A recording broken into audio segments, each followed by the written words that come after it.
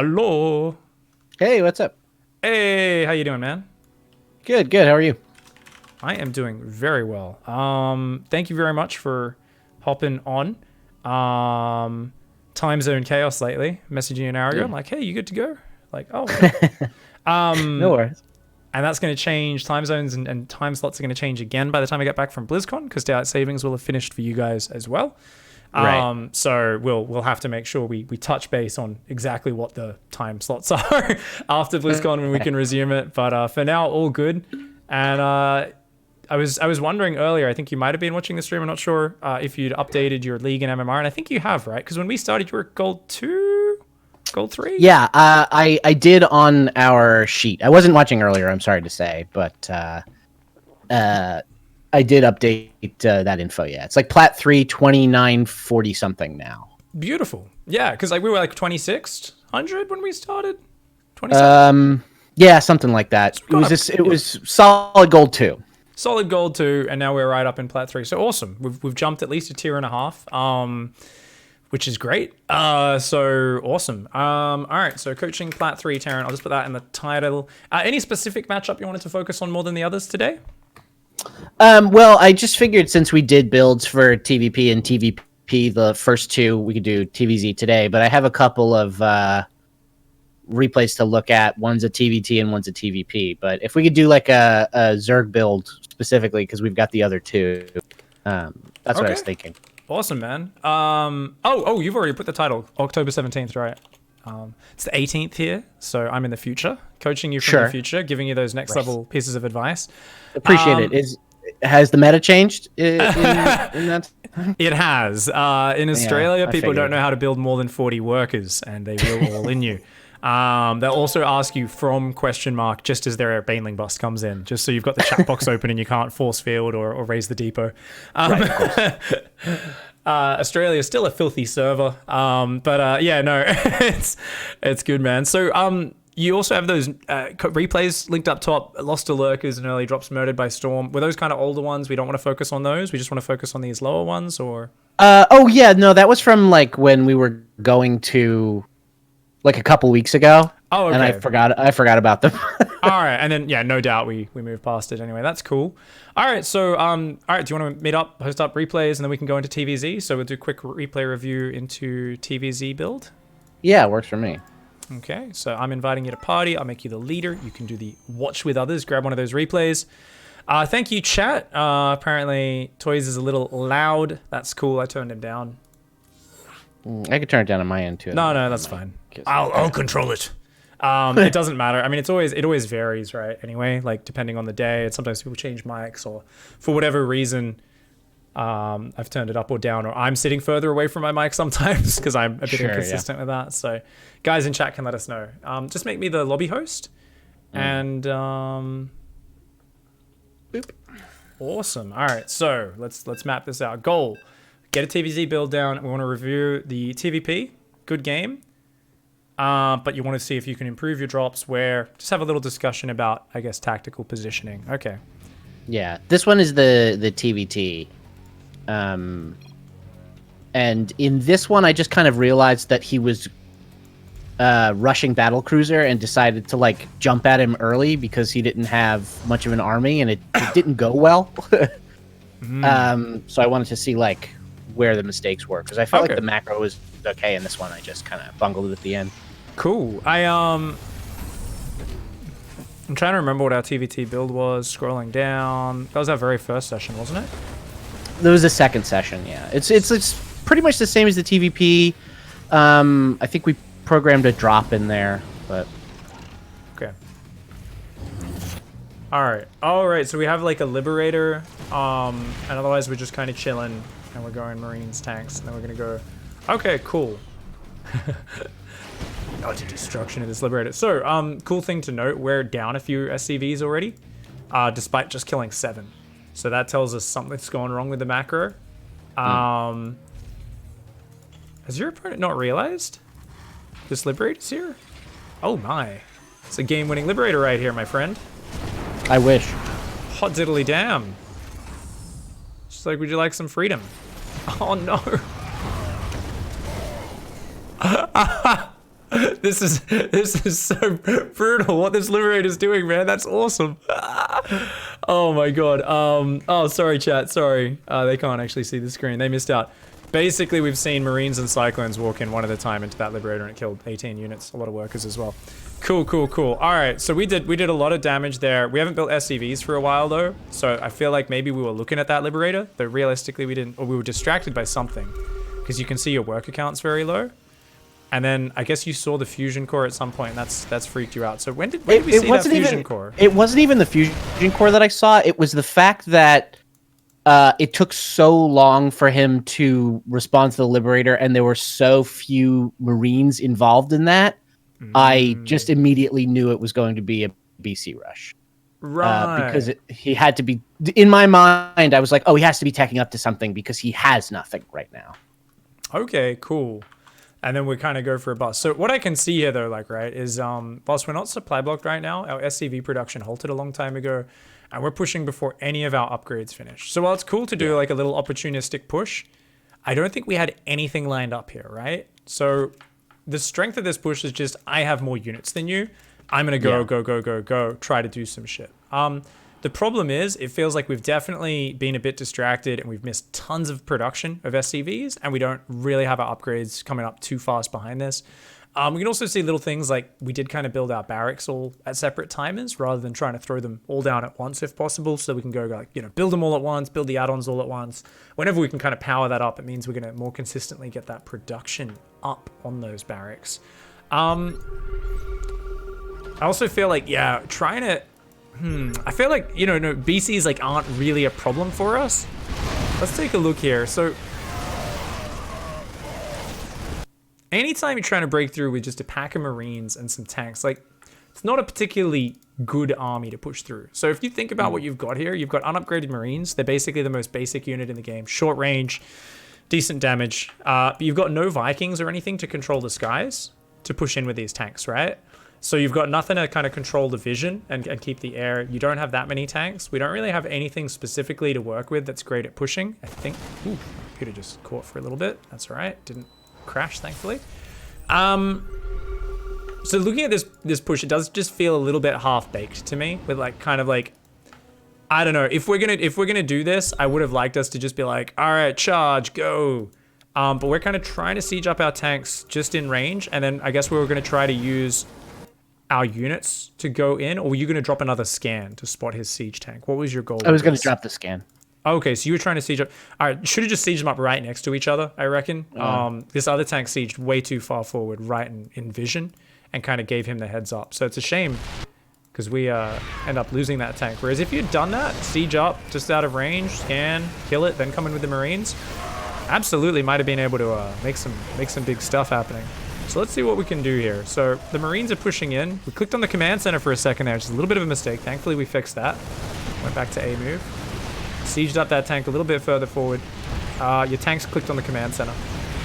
So yeah, you keep clicking on that command center in this fight a few times, I believe. I'm not sure if you're A, clicking on it accidentally, or right clicking on it on purpose. What do you think? I think at this point I was certainly just trying to kill the command center, but yeah, never click on the command center. Unless you're really sure you can kill it very quickly, or it's already really wounded. There's too much still going on at this point. So when you started clicking on that, it's like there's SCVs to kill, there's depots, or you could get up on that production, which is the winning move. So if you really want to just, you know, win the game, it's like push up that ramp right now. Now it turns out he does have a tank further back, but yeah, clicking on the command center, you can see the tank there just does nothing, whereas it should have killed that Cyclone in one shot, and then you could have held this position.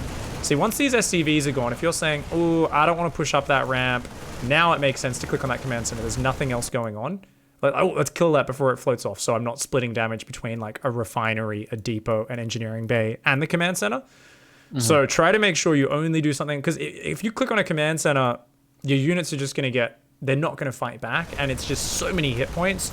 And especially, I would never ever target fire a building with a siege tank, because you can't just give that siege tank a move command to tell it to stop doing that, because it's sieged up. So with that siege tank, the only way, I'm not even sure if you can stop command, maybe someone in chat can test this, Can you stop command a siege tank to stop it target firing a unit? I'm not sure. I know you can manually right-click it on another enemy unit to do that. But either way, it's something which people usually aren't used to doing. So 90% of the time, if someone clicks a siege tank on a building, that they basically don't fight anything else until that building is dead. People very rarely remember to smack that stop command on the tank. Pastry reckons apparently if you press stop, it does stop it target firing it. I'm not 100% sure. Only one person in chat I don't 100% trust, because sometimes people think things and it's not right. But I think Pastry's probably correct. So you did big damage there, and was that specific fight the fight you were talking about, or were you talking about the tank on the high ground and whether or not you could have gone in and killed that? Well, I think it was. I think you kind of answered my question of like going all in on that CC was the mistake, as opposed to jumping up on the production earlier, doing something to preserve the tanks and allowing them to like hit the high ground.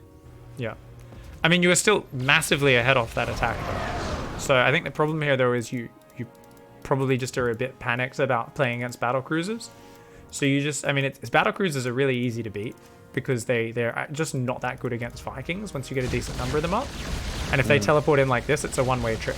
But because you kept building medevacs, they're not going to help you here. And because you don't have combat shields or any upgrades on your bio, your Marines, they've only got stim. Now, stim's not bad against them. But because you don't have any Vikings here, he can kind of abuse the edge, right? Your Marines aren't actually fighting, and now he can just dance around, pick away at you. So you got to pull way back, and you've like had your mining disrupted. So you didn't need to go for this desperate attack. And what I don't like about it is it is like a half-baked plan. I don't mind you going for this sort of thing sometimes, but I think there's two problems. One is we didn't actually know it was battle cruisers, and we assumed it when it could have been a lot of weird things that were happening. So try to steer clear of making a hard read off that. I think try instead to say, you know what, he's doing something fucking weird. Could be battle cruisers, but it goes in that category. And if I want to try and do an attack to take advantage of that, let's go for it. But like, don't get too focused on that. The other thing is, let's make sure we have a reaction list for, hey, our opponent's just building battle cruisers and not much else. What can we do to deal with that? I think that's really key. So let's try and replay versus BC's TvT. So what can be a standard reaction list to BC's? What are like just you can still try to keep the same game plan, which is big 2-base bio tank. I mean, what's the changes we might make to try and prepare for it? Viking and Mass Marine. Okay, so just Viking instead of meta. I mean, you're already building Mass Marine, right? Yeah. By default, so you don't really need to change anything in that regard. So that's not a reaction. Yeah. That's just your standard, right? But then switching to Viking instead of dropship is just Viking. Okay, so I mean, if you're stimming, you don't want a bit of healing, right? You want to be careful, right? So I would say stop at 2 to 4 medevacs, right? And if we keep those alive, that's great, right? And obviously, maybe we want to be a bit more careful with stim. Don't just be stimming everywhere, since we have less medevacs than normal, right? Just be, okay, if there's a fight, sure, we can stim, but don't be stimming across the map. You might get used to using stim a lot more liberally if you've got 8 or 9 medevacs out. When you've got 2 or 3, or sometimes only 1 if one of them dies, you know, it's a different story. So, I mean, if you just added Vikings in here and did your normal game plan and went for your normal push, if you get up to like 6 Vikings plus the Marines, like BC can't really deal with that very well. So it might be a little hard to break your opponent, and that might change something slightly, but not really. I mean, Vikings cost similar to medevacs. You're still going to be able to do your normal 2-base push, and whether that, you know, and however you want to do that, it can actualize in many different ways, and you'll just have the Vikings to smash those BCs. They teleport in like he did this game, you'll kill them. That's a one-way trip. You got 4 or 6 Vikings. For those BCs to engage, they have to come over your Marines, and the Vikings will chew them down. So that's going to be huge. And I think that should just make sure we can still focus on our build. So in this game, I think still hit your build as normal is kind of like a point we could even have there. Because in this game, we basically, we do epic damage with a Liberator, but get excited and fall behind from where we should be massively, because I've seen you do your macro so much better than this. And if you think about this game, right, there's no difference. He's done no pressure to you at all. This should be textbook as if you're in an empty custom game execution because he's done nothing to you. Right? So if we just sieged that lib and didn't look at it, we would have actually ended up way ahead to where we did in this game. Now, don't get me wrong. Realistically, we will glance at this a little bit more. But I think there's something that must have happened psychologically for you where you kind of said, hey, this Liberator's doing a good bit. So I'm going to fast forward. I'm on your camera. I want to see how much we glance at that lib. So let's see here. Are we macroing properly? Right now, we're not building SCVs. Oh, no, we are. Sorry, I was looking at the wrong production tab. Yep, so I'm a little behind, too, on my macro because he put an engineering bay in the second, so I didn't get my second CC up for a little while, which is, like, not an excuse, but... So here's the point, I think, where your brain breaks. Yeah. This is very common. I do the exact same thing. I'm like, the fuck isn't this guy responding? So this is great. You readjust, you get even more damage done with the lib. But we should be like, cool, deep breath, keep doing my normal thing. But this is the thing where I think your brain starts racing. You're going, these BCs, there's some weird shit happening. You're staring at the lib again. You're looking back at your army. You're not building SCVs. You're not adding your add-ons. You're building unupgraded Marines out of your barracks. Now you're starting a depot, but you're still not doing your macro cycles. There's no anchoring basics of your play. So we can see that your macro has just become completely haphazard, right? You're like, oh, I'm going to finish my wall, but I'm building a depot in my main. No SCVs, no Marine production. So we've been, our brain is whirring. It's racing. It's trying to solve the problem. What's he doing? Why can't he deal with the Liberator? Why isn't he dealing with it? What's going on? What's going on? It must be BC. Shit. Maybe I can push. We can push. We can probably break him. He doesn't have any units. Yeah, let's go. But that whole whirring of the brain is all negative because all of that is us not building SCVs. And whilst we hit our depots, that's like, we'll probably at the time go, yeah, I'm macroing well. I'm remembering my depots. There's not mules dropping, no SCVs going down, inconsistent Marine production, not building tanks right now, right? So what's happened is our opponent did something that didn't make sense. Did some bad shit that made no sense, right? Right. And then we got confused and reacted to our opponent not making sense, right? Now, on one level, I love that you pushed here, and I think that follows the day 9 rule. He's doing something weird, let's just go fucking kill him. The problem is, whilst we did that in the midst of dropping and forgetting all the other basics that would have made this an amazing game-winning move. The funny thing is, it still ends up being a good move, and it got you ahead, right? It's just one of those things where we say, well, if this didn't go so well and we didn't find damage, we would have been way behind, right? Because we're just not building those SCVs and other things. So whilst the attack in of itself is not a bad thing, it's the whole thought process of us going, I gotta react, I gotta do something, and feeling pressured to react to something that made no sense. If our opponent does something that makes no sense or it confuses us, we inherently need to remember, don't go trying to counter. You can't counter something that doesn't make sense. This better be good. Off the top of your head, what beats a weird, crazy, inefficient play that doesn't make sense? What is the most important thing for you to focus on? Just doing my build. Fuck yeah. Yeah. That's the thing. And we'll always go through times where I myself, even today, I'm sure I had 1 or 2 games where I went a bit too far off book trying to kind of hard counter what I thought my opponent was doing. And then just like missed way too many macro cycles because my brain was trying to like do some crazy Rubik's Cube solving. And then I just don't have as much army and upgrades and economy as I should. And I lose. And I'm like, well, that was silly. Why was I overthinking this? You know, like I could have, like the problem solving often ends up being sound. He has barely any units. Let's go do an attack. There's a good opportunity. That was good. That was fine. It's just the fact that we dropped everything else at the same time. We allocated too much of our mental energy to that, and we forgot about the basics in the process. So still hit your build as normal. Still macro just as well as normal. You know, really try to focus on your core underlying mechanics and just have more stuff. And that's actually awesome. So the other thing we're going to focus on is I would have really loved us to do something really cool with that attack. So now we focus on the most important thing is okay, we've got a reaction. If it's BCs, just add Viking production after those first 2 medic packs. Still stick with the normal build, don't feel pressured, keep up the macro if our opponent's doing weird shit. All right, that's the most important thing. But niche things is, what about problem solving with that attack? How could we have done this attack a little bit better? So looking at the tools you move across the map with, what do you reckon you could have done a little bit better with this army? We've already talked about how to do the frontal attack better. But looking at this, you've got 2 medevacs. So I'm thinking there's probably some cool ways we could have dropped or even elevated the whole army into the base? Like, what do you think would be, I don't know, what appeals to you with using these medevacs a little bit more interestingly with this push?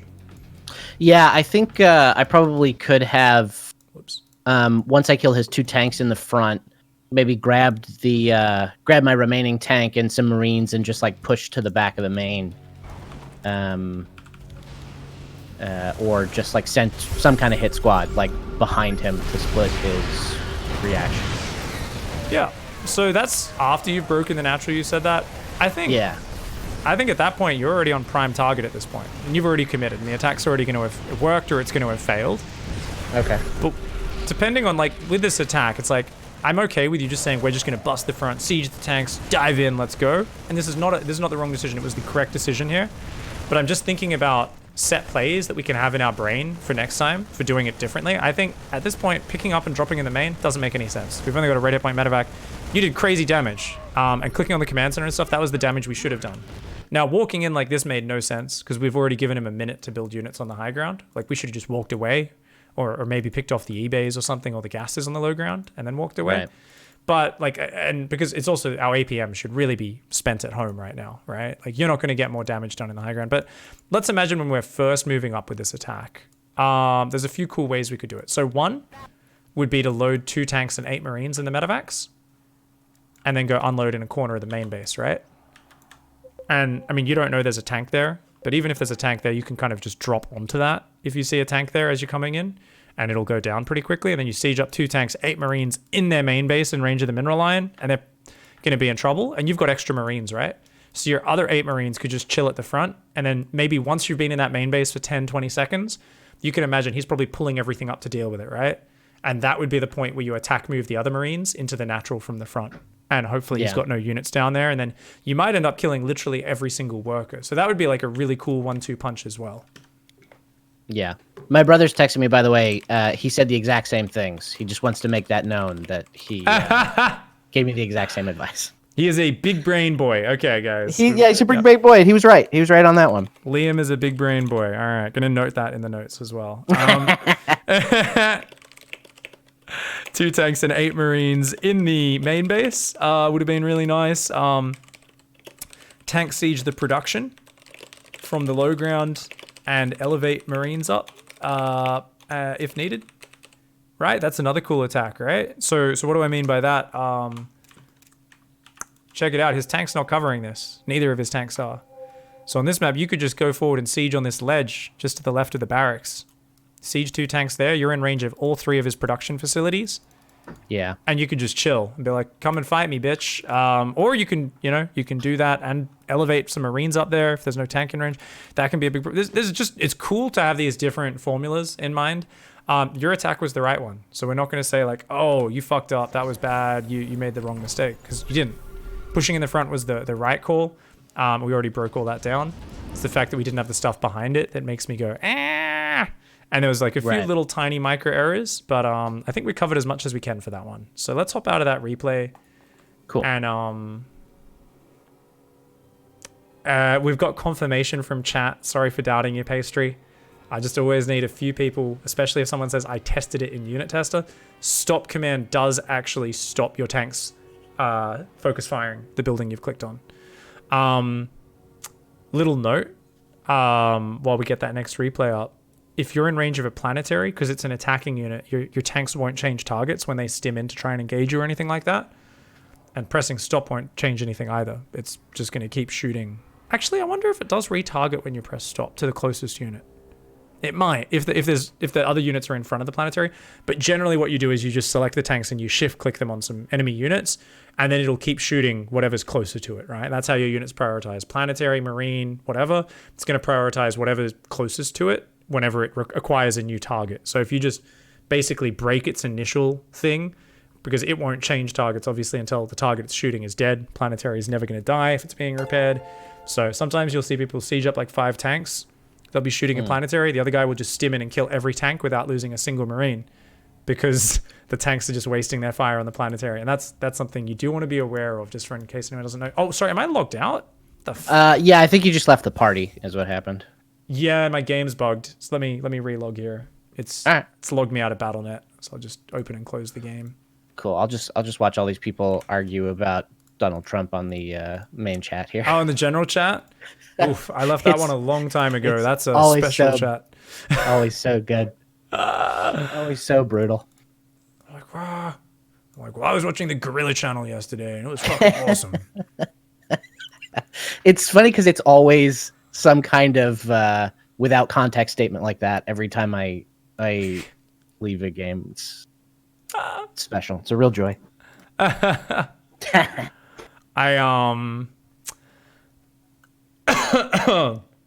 got a flight back yesterday from getting my visa appointment, and there was an older gentleman sitting next to me, and I helped show him how to get the train because he didn't know how to do it.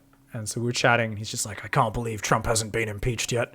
Oh, he's letting all those ISIS people go over. And he had like this mad rant, and I was like, you go, old dude. And I was like, it's so funny how like, this is like, I feel like it's replaced the weather. I don't know if there's countries where it's not, but like complaining about random Trump shit and just like whatever the latest fiasco is, it's replaced talking about the weather with people you don't know. Like, you know, you get in the Uber now and like, you're like, how's it going? And instead of them being like, nice weather today, they're like, what about Trump X? And I'm like, oh, is this the weather conversation now? Like with strangers, we talk about Trump. I'm like, okay, this is great. I'm like, it's just funny as well because we're so far away from America over here. But always a fun conversation. Definitely always. The meme of our times. And we finally got back in line. There we go. All right. Cool.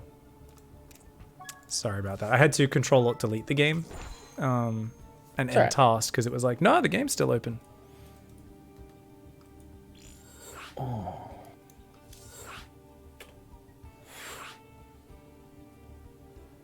Just tried in unit tester. You cannot stop command attacks. Says Xpax. So what you need to do to actually test that, Xpax is saying that you need to actually have enemy fighting units in front of what it's shooting at. So you need to.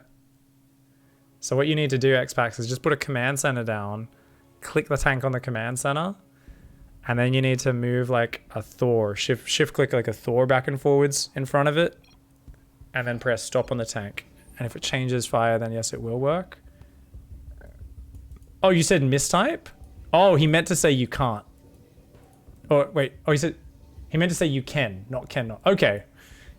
That was a weird typo. All right. Yeah, I thought he tested it wrong. All right. Always fun when I get people to test things. Anyways, let's focus on the coaching for this one. Now that we're finally back in. So your question for this one was about drops and tactics and that sort of stuff. I did a really nice session the other day with someone a similar level to you. I think he was about Plat 3, maybe Gold 1.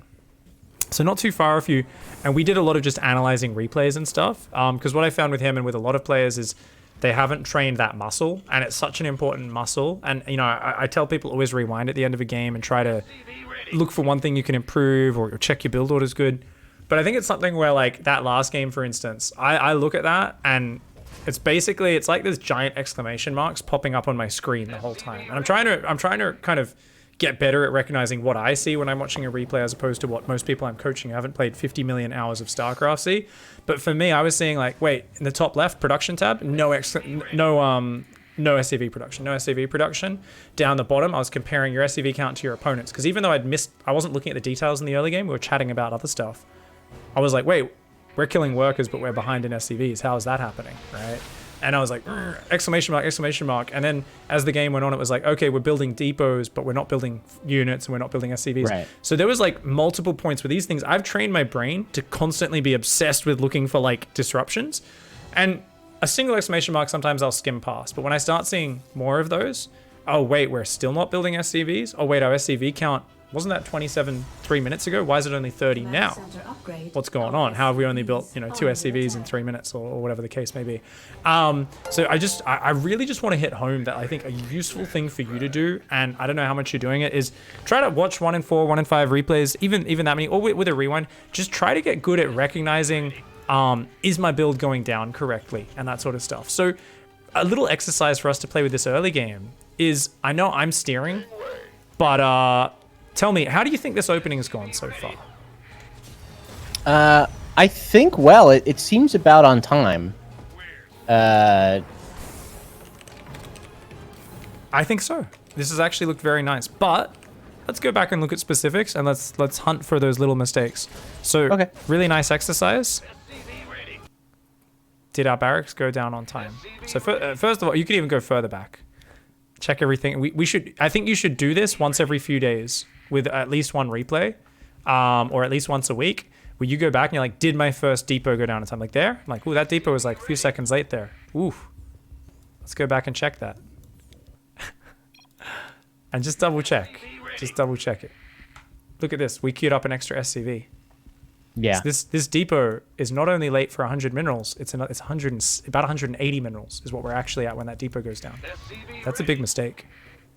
So that's actually that's everything else I think is going to hit fine, but we accidentally had an extra SCV. We've got to make sure that goes down on time. And then we build a barracks and a gas, but I think even those, we might have had one extra SCV queued. Now these are really small things, but this is something you can consistently get yourself a little bit of an edge. So what's going to happen here is you're going to queue up one more SCV, I think, before the gas. No, okay, you did go barracks, gas, then the SCV. Good. So I was just double checking then. Did we queue up another SCV and then delay the barracks and gas by a few seconds?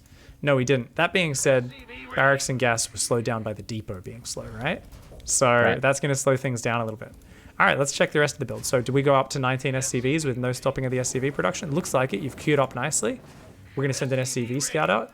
So what's the next thing? The barracks. So when this barracks finishes, do we go immediately Reaper and immediately Orbital? And we're just looking for any little problems, any little mistakes. So this is like such a good exercise to do with your build. So that Orbital's a few seconds late here.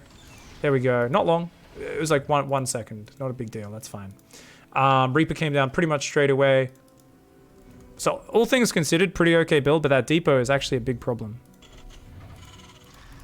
So command center goes down on time. So what should be next? Should be... I want you to take the reins now. So what are we looking for next with this build? SCVs are under attack. So I queue up the Marine beforehand, then once the command center finishes, one SCV, drop a mule, and then supply depot. Okey-doke. I think we can actually start that depot a little bit earlier, because I think you're going to hit a supply block. Yeah. So you've had the money that whole time for that depot. So Right. That depot could have gone down. You hit a very small supply block. It won't be massive or anything, but you will hit a small supply block. All things considered, though, if this is the pattern that's ingrained in your brain, it's not the end of the world. So look at this. You see how SCV finishes? That depot, we had the money the whole time. We missed 4 or 5 seconds of SCV production. That's a small thing. As much as it's a small thing and it's like, oh, it's a shame to kind of relearn that early game, I think we need to train ourselves to constantly be optimizing just to continue improving at the basics of StarCraft, and to also recognize, like, wait, why are we hitting a slight supply block with our build order? You know, sometimes a small supply block's built into the build, but there's no reason to with that one. So just kind of, yeah, keep an eye on that, because that's also something, if that depot always goes down at that time, it might actually supply block you even longer if your depot wasn't like that. So I'm not 100% sure, but just look for those little mistakes. So, okay, so Marine's going down, and then it's factory, then second gas. What next? See the supply block, the Marine, second gas, reactor. I think is a little late.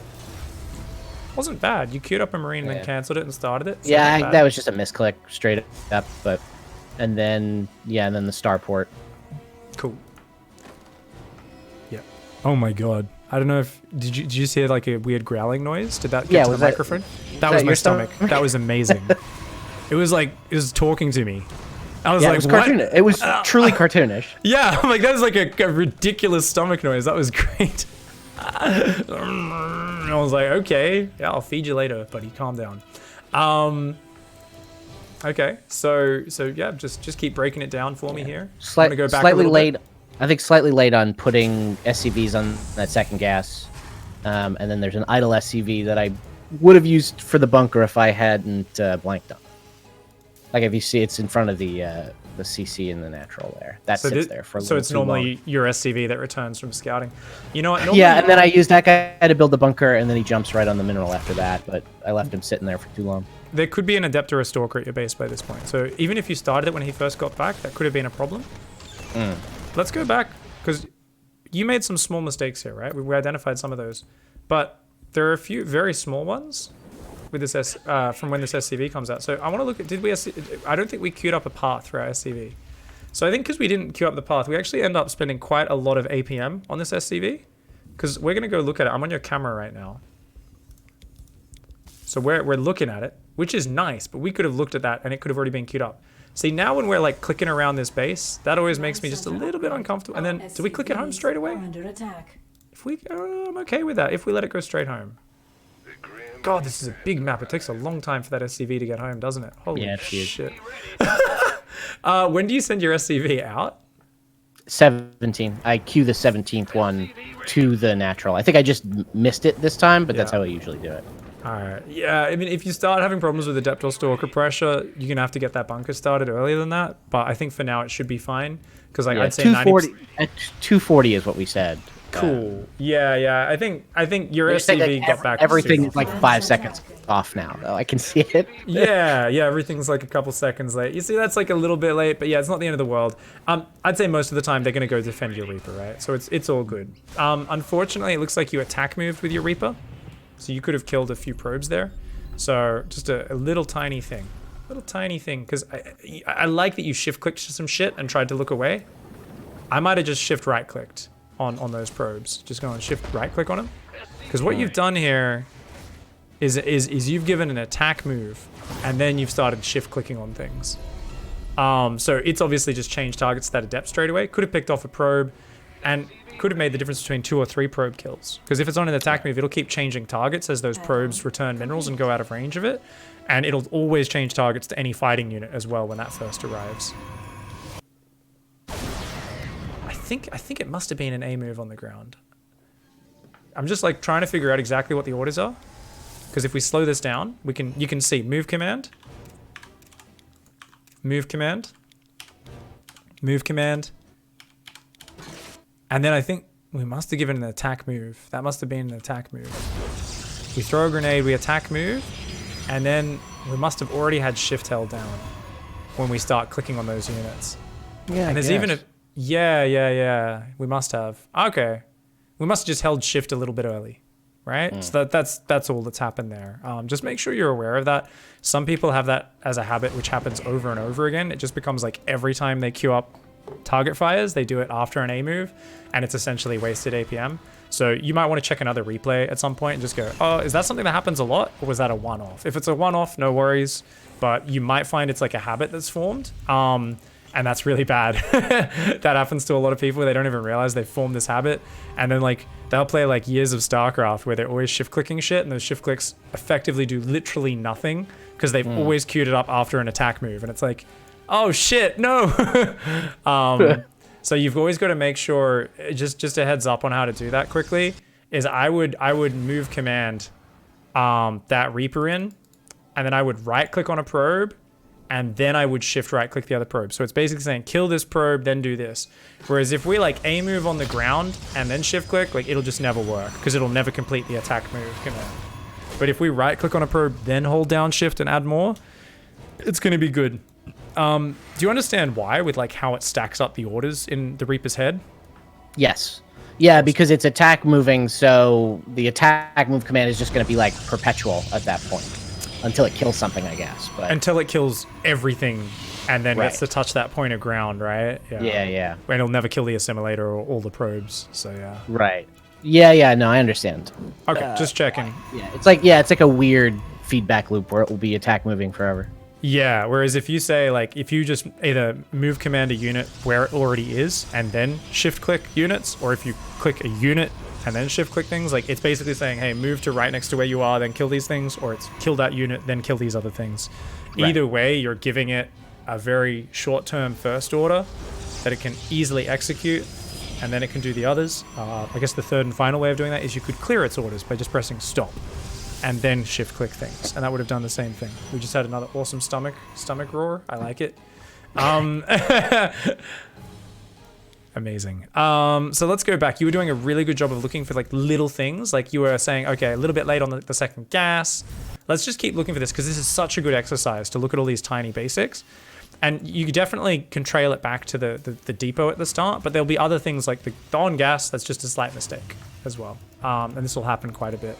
So just looking for these is great. So let's look through and tell me what you're looking at as you're looking at it. Just talk as you go and let's investigate and see what we find here. Yeah. I don't know. Yeah. So like I said, that SCV sitting in the natural like that, doing nothing, I think is a big problem. Late on the gas, like adding the last 2 SCVs to that. Tech Lab could have gone down sooner, but I'm not sure if I just didn't have the money for that or just didn't see it. Looks like I just didn't see it. Yeah.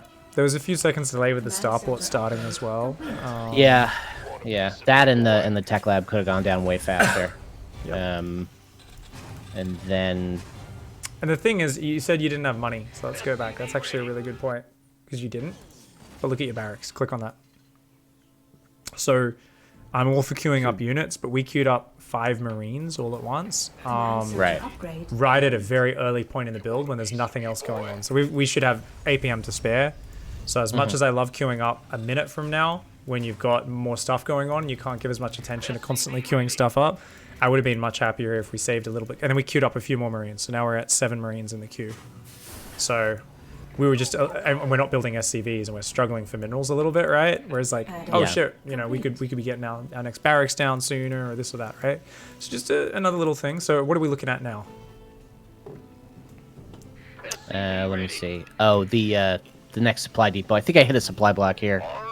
That's been a consistent problem. I've noticed that I keep like putting down this supply depot way too late. Way Very too common. late. That's the famous supply block because your command center. Then I ended up having to drop on the supply drop I used to get around it. But how are you going to solve that? How do we solve that depot? So first of all, roughly when do you want that to go down? Like 35, right? 35 supply. 35 36? is like, it's like ahead of time, which is good. Better ahead of time than late, right? So 37, 38 is normally like the technical time, because then your production ramps up as well. So then you can get the next depot down in time and you kind of stay just ahead of that curve. So the problem is you keep forgetting it. Why? Because you're not in the rhythm with depot building yet, right? This command center has kept you going from that second depot for several minutes with no depots, right? That's how a Terran build order works. So you need to come up with a link. You need to chain it, starting that depot to something else. So I'd like you to find some kind of chained up action here to do that. Maybe the end of the starport, like once the starport completes, because I'm at 36 here when the starport finishes. It'll probably still be early at like 33 or 34, but it's actually perfect. That's exactly what I do. When I'm doing it properly, same thing. Rally that starport SCV down to the front. I actually haven't been doing that recently. Guess what? I've been hitting more 46 supply blocks recently. I forgot about that. I stopped doing it. This is a habit. When I built that habit, I chained those two things together. I didn't get supply blocks on 46 for ages. So that's actually really good. I love that you thought of that. You looked at it, you said, you know what? Right at that time, we've got an SCV there. So if you immediately go factory, then that SCV builds a starport, and then you rally it down to the front to build depots, and it kind of becomes your first depot builder. It times out really well for basically any Terran build order. So that's like this really cool little thing we've built. We're chaining that starport SCV to depot duty. So starport finishes, rally to natural, and start building depots. That's a really cool habit that's going to stop you from getting supply blocked if you can link those two things together, because that's so common. So I would, at this point, we'd already select that SCV. We'd just right-click it down to the natural. And then at some point, either when it's on the way down there, or we'll go, oh, we've got an idle SCV. Oh, shit, I got to start those depots. And if we look at it, let's look at it one more time. Starport's finishing. Your build's slightly off. So I think you'd actually normally be slightly higher on supply at this point. So normally it'll time out to go down as like a 38, 39 depot if you've hit your build really well. By the time it gets down there, and you can see it would have been probably 37 for you this game, which is pretty awesome. So that's really cool. Okay, so that supply block happened. All right, what else are we looking at from here? Let's see. The tank building, depot building, barracks. We got the Liberator queued up and rallied. SCV production is pretty constant, so it feels kind of on time, or at least in rhythm right now. Probably could have rallied that tank immediately to the front. Yeah, and then switch off to build the barracks. This better be good. Reporting for action.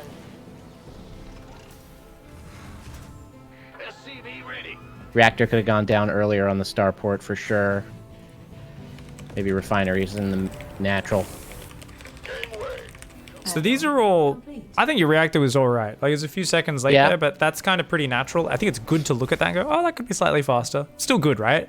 But, and I think your voice tells me as well. You're not like, fuck, their reactor's 3 seconds late or 5 seconds late. Like, you know, it's good. But you're identifying, that could be a bit faster. Oh, that could be a bit faster. Yeah, These are good like things. I'm just looking for things to criticize right now. So And let's go back another minute and a half. And that's good. It's good because this is what you want to do. And this is what you do, especially when you're learning. Is you just like vocalizing, and you could do this obviously internally or out loud. I'm used to doing it out loud.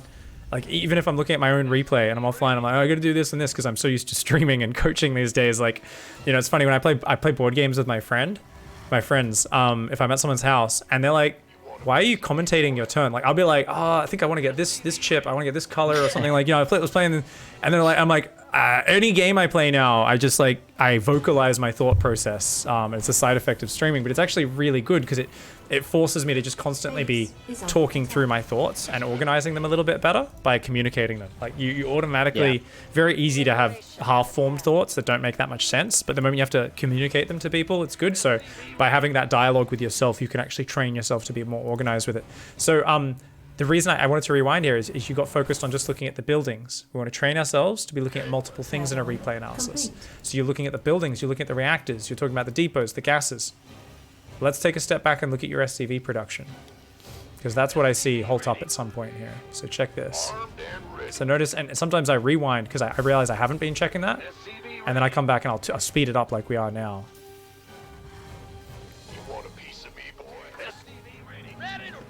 So we had a small gap on one of the command centers before. It was just a short one. We missed one SCV on one command center, but this is the point where it's going to slow down a lot.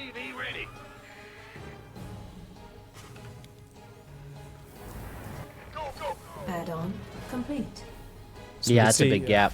That was probably 2, I think. I'm not sure. I slowed it down there. It's probably 2 SCVs. It was not the end of the world, but just it did happen. And now there's another few SCVs being missed here as well. Mineral field depleted. So as we got busier, we got more production, more upgrades, more things we have to remember putting on gas. We did forget just a little bit.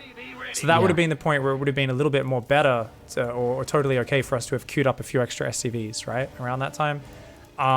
When we get more busy with all these add-ons and upgrades and things like that. So that would have been totally fine. At this point, we're at as many SCVs as we need, so it's fine. We don't want more SCV production from this one. I mean, we could actually do that now. Well, let's 8 times speed. If we see any more SCVs pop up, that's a mistake, right? So we're looking for a mistake by checking, and you're not building SCVs, which is good, which is very good. So, awesome, man. I think that was pretty good exercise. We saw, you know, you could have been slightly tighter on some of the buildings and stuff, but generally speaking, pretty good. Oh, I found something. Yeah, we were late on those boys. The barracks? Yeah. But check out how you build them as well. You were late, Oh, and I think you realized in game. So you did it, you did it the lazy way. I think that bottom barracks might even have its add-on blocked. I'm pretty sure it does. Yes, So bad placement there. So that's going to waste a lot of your APM. Having to move that around, and we didn't queue the SCVs back to mining, right? So we got a little bit excited there. Let's go back to the lead up to that. Nope, let's go earlier. So what are we looking at? What's distracting us in that lead up? What are we focusing on? We've got +1, by the way. We've got stim. Okay, we're gonna load up the drop. Okay, so we're loading up the drop, right? It's natural. We're getting our army organized. We're not using any control groups right now, so that's something which is a little bit worrying. No control groups, even when we send that double drop out. So that there is a gigantic APM sink, because now we're gonna be like, oh shit, where's that drop? Click on the mini map, box that, send it in. And then if we go back to macro at any point, the only way we can get back to that army is by clicking the minimap, unless we hotkey it on the fly. So that's definitely one of those things we can say, oh, okay, we want to control group shit as early as possible by default. And that should be something as you load those medevacs, we want that to be just drilled in, right? Control group, your drop, harassment, as soon as it heads out. You went for a Liberator earlier in this game, right? Yeah. I don't think you're in the habit of doing it with that either, right? So let's check. Oh, you did with the Liberator. I have been with the Liberator, yeah. I do find it a little bit odd that you put it on 1, because if you were to get attacked at home right now, you might end up grouping your army as 1, Because that's your main army key, right? Yeah, I might just maybe I should put it on 3 because that's like the auxiliary. If that's the auxiliary hotkey, yeah, I think we should or 2 maybe even, right? It's kind of the way Yeah. I tend to do it. I tend to like, oh well, I don't have much going on at this stage, but I think putting it on 3 by default would be good. And same thing with that drop that goes across would be really nice if that was on 3 or 2. So we're saying, well, this is not our main army, right? We kind of organize it that way. So just make sure you have a consistent system. It's not about one of those is right, one is wrong. Just make sure you have a consistent pattern and system for how you control group them and get reps on it.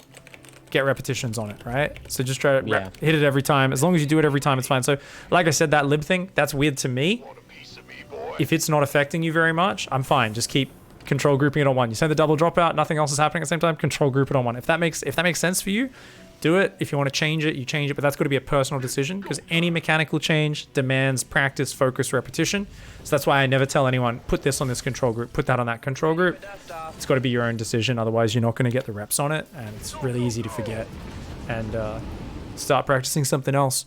So I really like this cute little double drop. I don't really like the tank in there against Protoss. I feel like they're a bit more mobile. Tanks aren't as good for like dropping and stuff as opposed to like against a Terran, where like if you do a drop nice and early, they don't really have stim or anything.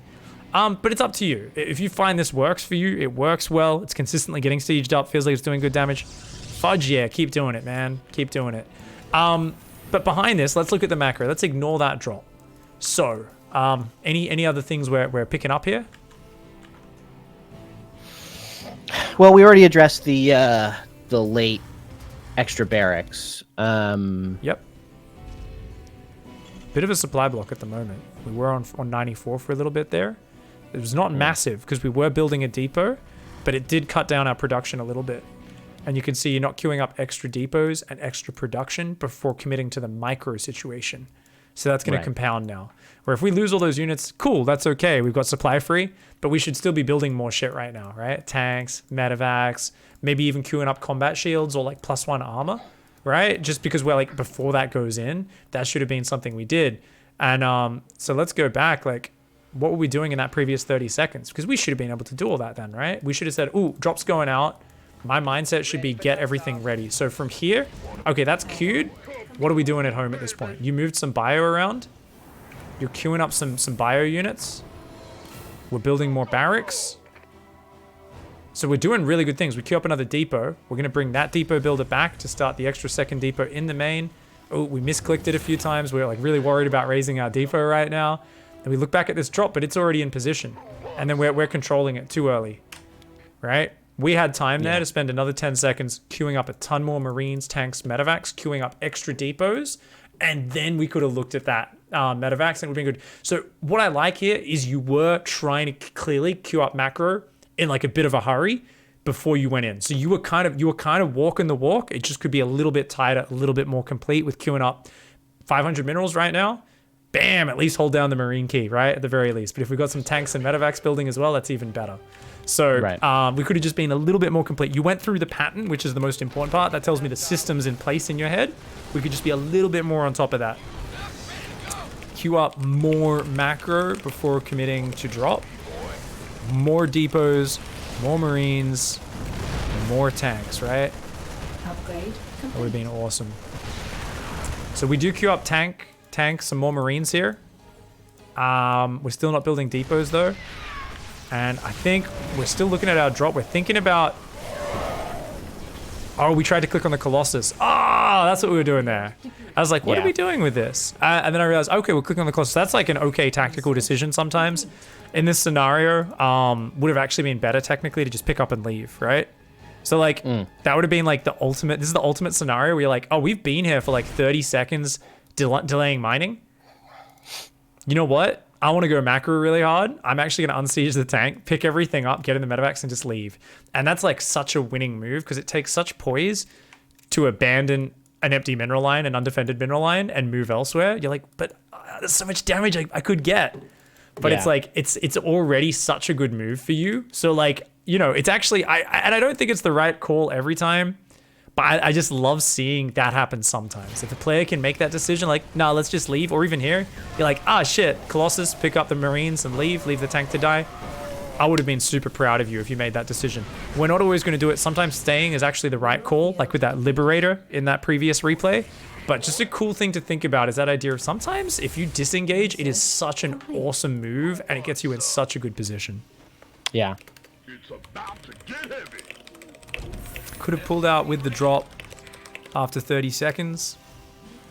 Yeah, and remember just to hit home the thought process on that, because I do the same thing a lot, and what I've got to remind myself of constantly is it's not about, oh, am I going to get crushed by that, or am I not, or am I going to find more damage? That's part of the equation. A big part is just that the longer we're not looking at home, the more we're mismacroing, inevitably, right? So if we make that decision where we're making sure our macro is hitting good, and remember, look at this, we've been on 110 supply for so long now, and we've also forgotten combat shields and concussive. So we could have had all those things. We could have had one more tank maybe, and we could be pushing out already, right? But now we're pushing out. We've forgotten two of the most important upgrades, concussive and most importantly, combat shields. So it's going to be just a little bit rough. And we kind of really need to do big damage because we saw that our opponent was basically playing one of every unit Protoss, where he was like, I'm going to have a bit of Storm and a bit of Colossus and some Zealots and some Stalkers and like all sorts of random shit. So that's a very high-tech splash damage army where we need to be like, we can crush him really hard or we can get crushed. The one thing we know for sure is if we take a little bit too long with this push, then we are going to let him probably get too much stuff and we'll probably end up losing the game. So looking at this fight, before it even happens, how do you think you should fight this army? What are the big threats here? The big threats are the Colossus and the Templar with Storm. All right. So how are we going to try to deal with that? Well, you can target them down. All right. So what are you going to target them down with your siege tanks? Yeah, I think that would be the smartest way to do it. I did things a little differently in action, but... Okay, so you would say, what do you target fire first, the High Templar or the Colossus? I don't really know. I think the High Templar, because they have the... In this case, the Colossus is almost dead anyway, so maybe that's first. Yeah, it's armored. So it does take a lot more damage from the tanks. It's much easier to click on as well. In this case, yes, the Colossus definitely. But if that Colossus was on full life, well, I mean, Storm's pretty powerful, right? You don't get bonus damage. Your tanks are only doing 40 damage a shot to the High Templar. So you're going to take three siege tank shots to kill a High Templar. Whereas 3 siege tank shots almost kills a Colossus as well. So it's like, if they're all spread out, it's like not as good. I would normally just prioritize the Colossus because that's easier to click on and it's more reliably going to take, big damage from the splash. And also the Colossus tends to sit on top of the army because it doesn't block the pathing. So because of that, your splash damage is going to be maximized on all the units around it, right? Because there's all these units underneath it that are taking like maximum splash damage. So I'm going to say, I think this is right. Some people might argue with it. I think, once again, what's more important? Just to be consistent, so we do it without thinking, so we don't second guess ourselves and go, and I'm an R in the fight, right? I think both are good. It's more important that we click well, Colossus, then High Templar. So it'd be great if we do some shift clicks. All right, so what else? So you've said Colossus and Storm are the big threats. You can try to target them down. What else are you going to try and do with this fight? Or should you try to do? Not what you did in the game, but just looking at this freeze frame that we've got. You go to everyone's camera, look at the whole screen. We can see both. I mean, what's the next step? Other than target firing as your opponent comes in range, what else are we going to do? Keep the Marines in front of the tanks to deal with the Zealots. So that they can't, jump on the tanks. Okay. So he actually doesn't have charge. So those Zealots aren't really going to come forward very quickly. This is not the same as if it's a gigantic charge lot army of 20 charge lots where you really need to get in front and kite. Right. And if you go in front, you are going to expose yourself to Storm and Colossus. Yeah. So this is a hard decision. But it's not. Because what's the default setup whenever we go for a 2-base biotank push? What's the most important thing if there's any splash damage on the map? To keep the Marines away from it. Yeah. And the best way to do that, since we're not Maru, is to pre-spread. Right. Pre-spread the Marine, that bio, around the tanks. Now, that doesn't mean you necessarily... If it's a heavy charge lot army, you'll be more... If it's just charge lots, you can ball up and run in front of it and stutter step. And you can do hey, I'm stutter stepping. You don't need to focus your tanks on anything if it's a Zealot army, right? If it's just Zealots and Stalkers, Just let your tanks shoot whatever. Technically, focusing stalkers is good, but if you can just stutter step down, waste the charge of the zealots way out front of the siege tanks, so then they're all out of charge and they're still getting shelled and gunned down and your bio balls stutter stepping back, that's great. Whereas if your bio is like behind your tanks, they just kill all your tanks with their first charge and like, oh fuck, I lost my artillery. It's really bad. But if you're against Colossus and Storm and you go in front of your tanks, your Marines and Marauders are just going to get savagely brutalized by the Storm. So remember, I was talking about keep your army in a ball, get in front against mass charge lot. We do that against Colossus Storm. We're going to get stormed because we're basically saying, hey, here's the things you want to hit with your splash damage, and it's right in front of those tanks, so you can kill them before you get targeted down by the tanks. I'm also clumped up, maximum damage from the splash. So anytime there's any splash damage, whether that's Baneling, Speed Bane, Storm, Colossus, we want to be pre-spread. So I would ideally have half of that bio down into the left of these tanks, like basically to the left of the tank, some to the right, some kind of on that back tank. Basically just have it spread out a bit so that if we do end up stimming and A-moving as he jumps on us, our units are naturally going to arc. And if you open the stream, actually open the stream and we'll do some funs. Green Shot? What's it called? Yeah, it is Green Shot. That's the app. Haven't used this one in a while. Do a little analysis segment. The app's not opening. Why are you not opening? Oh, I gotta press like a hotkey, don't I? I think. I forget what the hotkey is. Maybe if I do it, it'll open it.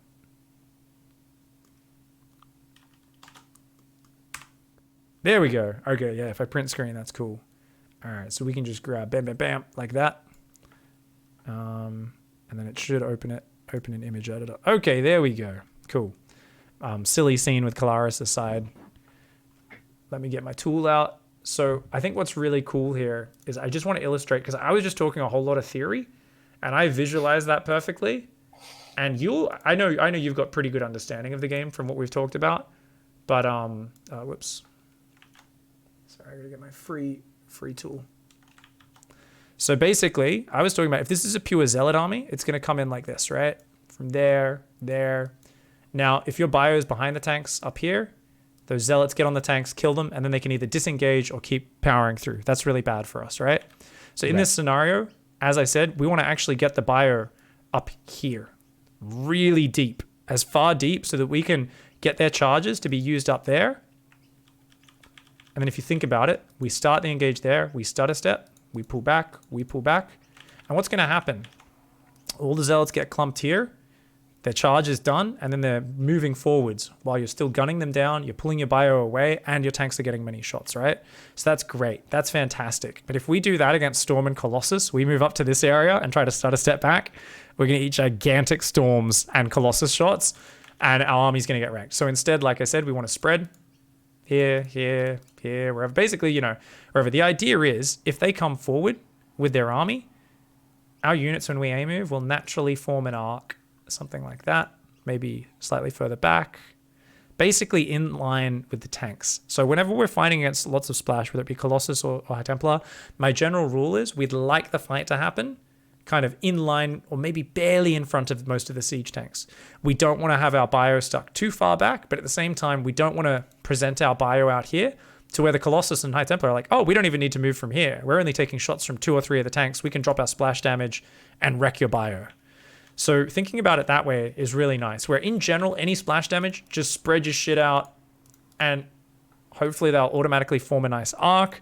But it also means if they run in with like mostly splash damage, say pure Banelings, pure Colossus, pure Psystorm, pure Mass Baneling with not that many Zerglings, or just like a very heavy Baneling force, we might not even spread the bio. So we won't even form that concave. We'll literally just stim it and leave it spread and maybe spread it even a little bit more. Because if they don't have lots of direct damage, Storm, Colossus are not going to be able to clear your tanks. So if you think about it, each tank has like 150 hit points, I think.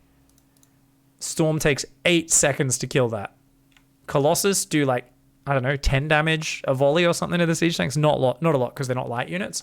So it's only really the zealots getting on top of the tanks that are the problem. Because these are slow zealots and stalkers, they're not going to kill them very quickly, right? So it's only once the zealots actually get in line with them and are able to sit there for a few seconds. So even if our bio's here, they're going to kill those zealots before they kill more than one siege tank, right? And he doesn't have any other sustained damage other than 1 or 2 stalkers in this army.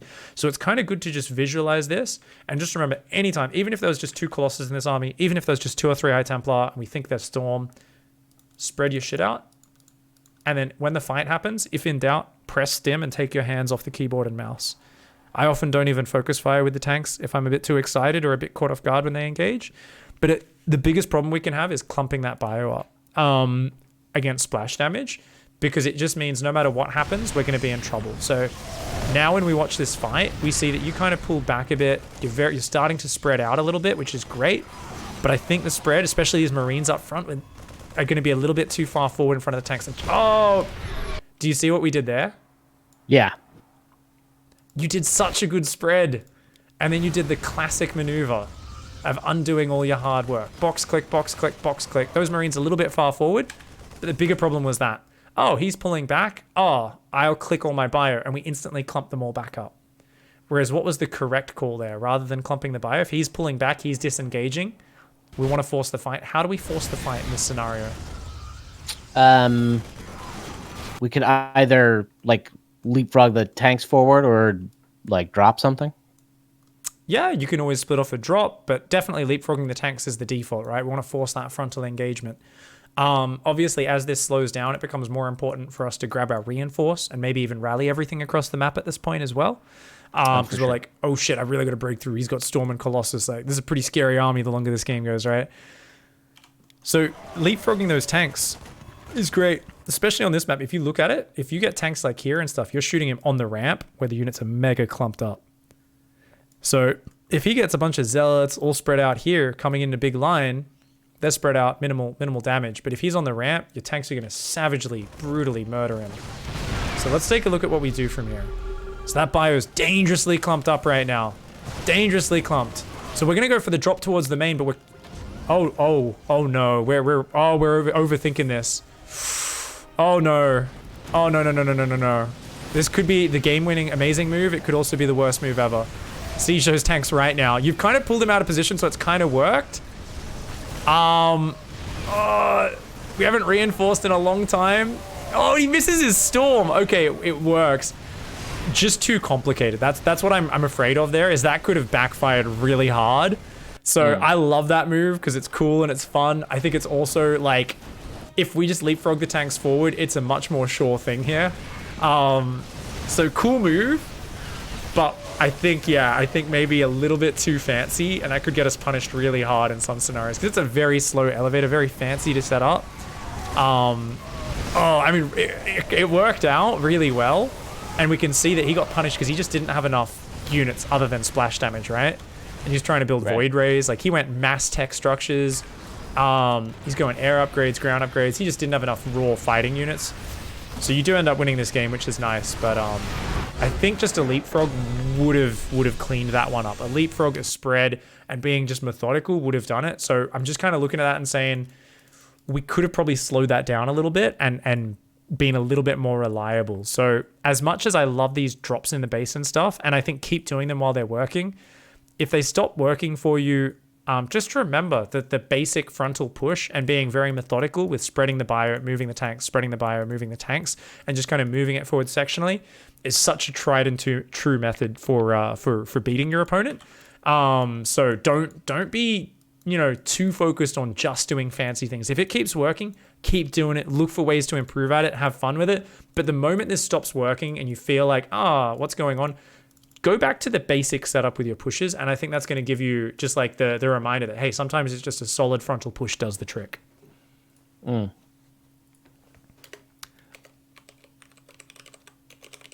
Leapfrogging forwards as the key. Solid way of breaking it. Yeah. You were going to ask about drops with this specific replay. Obviously, we ended up doing a few general exercises, like the analyzing the build order. Like I said, I would love you to do that for a replay from each matchup once a week or once every few days. Just really go deep on rewinding, looking for every SCV missed, every depot being a few seconds late like we did in this game, because it just puts you in tune with that. But I remember you'd had a question about, can you drop more? Can your drops be improved? I think, we pretty much, in your analysis, you answered my questions. Basically just like backing off with that first drop, like, you know, sorry, picking up and going once like the drop worked out the first time, and then not getting too overcomplicated with the drop, like laddering up into the main like I did. Basically, like, yeah. What's a simpler format for that elevator in the main, by the way? What do you think is like next time you're in the same situation? You say, I want to pull him out of position. I mean, what's like a simpler alternative that kind of achieves the same goal? maybe just load up a bunch of Marines in one medevac and run over into the mineral one. I think so. I think that'd be Just pretty sick. something like like that. Yeah. Like just Q8 Marines, yeah, in a medevac. Just tell it to unload in the main mineral line, and then just like you don't even look at it. It's like full focus on moving your army forward. So you're still doing the solid push at the front, but you might murder a whole mineral line / pull their entire army out of position. But like it's just 8 Marines. 8 Marines, especially if there's a lot of splash damage out, kind of just provides a bigger target, right? You can't often have all your Marines shooting at once because you're trying to keep them so spread. So sometimes in that scenario, yeah, it's like it's really cool to just break that away. Yeah, awesome, man. All right, we gotta finish up. We are going overtime, but oh fuck, man. Oh, we didn't get around to the ZVT, did we? TVZ. Jesus Christ, I forgot that was a goal. Sorry, man. No worries. I felt like this was super valuable, so I don't mind that. I guess we have a plan for the next one, right? Yeah, right, exactly. Yeah, I'll bring. We can give you a little bit of homework for TVZ, right? Because you don't. What's your build at the moment in that matchup? We don't have. Well, I've just been doing this same 2 base all in. Okay. You know, just like using that as another opportunity to practice the early game and work on micro, and it's okay, but I mean, I don't know. I keep getting decimated to banelings, so. Yeah, I mean, okay, so there's 2 paths. Literally stick with the same opening. That might be boring. Might make the game a bit stale. Doing the same thing every game, right? Even though it changes matchup to matchup. On the other hand, it means more reps, right? More practice. You can get godlike at it. So we can work hard on the current build. Where my homework would be get better at spreading your bio out and your tanks and stuff. Actually, you know what? If you're already doing that, I would say work on that, and we can look at that as a general thing.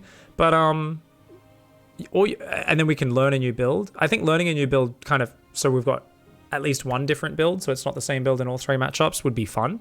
But it kind of just comes down to what you want to do. Like maybe we'll do a Hellion BC opening into mech. Maybe it's Hellion BC just into a standard Marine tank game, but it's just with bigger economy. So we're trying to just get used to, playing the big macro game of TVZ.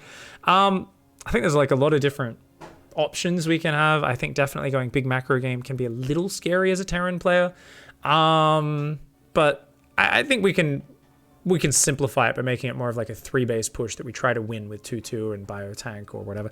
But I think just choose a style that you'd like to learn and get started with it. Off the top of your head, do you have one right now? Yeah, I think that like a Hellion BC into a macro, Into just macro bio tank game?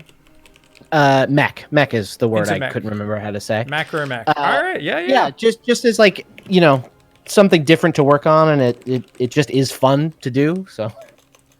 All right. Open Hellion BC with an expand build, and then I want you to go for a 180 supply tank Hellbat push of 3 bases. You could have a few Thors in there, obviously, if you find mutas are a problem, or you just like always building 2 Thors to make sure mutas aren't going to be kicking your ass. But generally, mostly tanks, mostly Hellbats. Leapfrog a push forward and get them before they get to like the hive tech and stuff, and try to force a nice, good fight. That'll be your goal. Now we'll see how that develops. That's really fucking rough. But try playing that until our next session, which is going to be a little while away, and just get in your groove with it, practice it out, enjoy learning, refining the build on your own a little bit. Maybe you find a build order that you like, and then, yeah, we can kind of go from there. Yeah, hell yeah. Awesome. I think my spawning tool might have a Hellion BC opening, so you might be able to grab one from there. Okay, I'll take a look at it. So you can always just ! builds in my Twitch chat to get that one. Dope. Awesome, man. All right, well, good session, and yeah, good luck, have fun. We'll be away for a few weeks, of course, for BlizzCon, but hopefully catch up with you soon afterwards in early November. Yeah, great. Awesome. Man. All right, man, have a good night. Thanks, you too.